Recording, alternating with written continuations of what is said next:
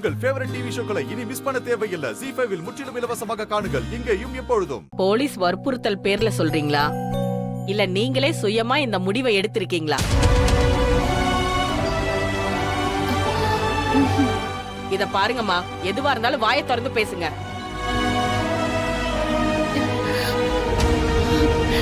நான் தான் பெரியம்மா.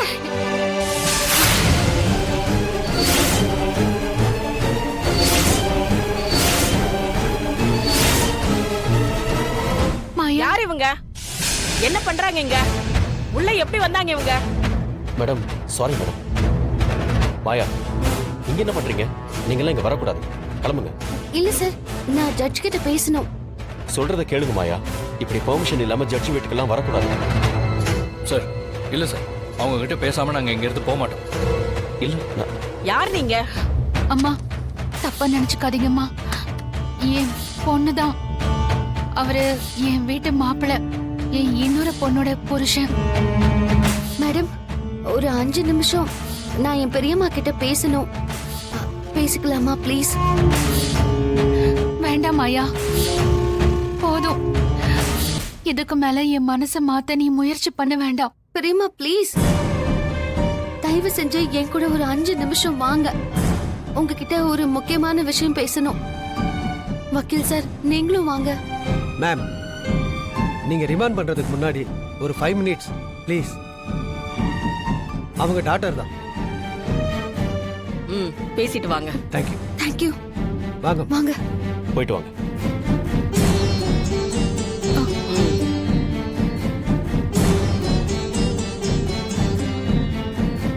என்ன மாயா, என்னாச்சு? அந்த கார்த்திக் சாகல, உயிரோட தான் இருக்கான்.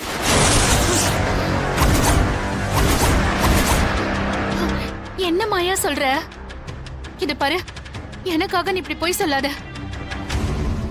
நடந்த விஷயம் மத்த யாருக்கும் வேணா தெரியாம இருக்கலாம்.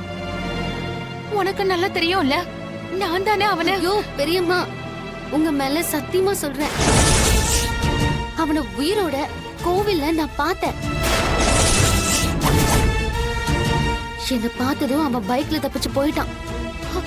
என்ன சொல்ற மாயா? என்னால நம்பவே முடியலையே. அவன் எப்படி உயிரோட இருக்க முடியும்?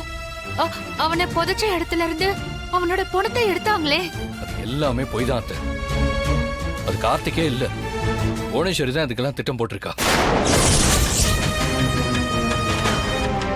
ZEE5 ஆப்பை டவுன்லோட் செய்து அனைத்து எபிசோடுகளையும் இலவசமாக பாருங்க.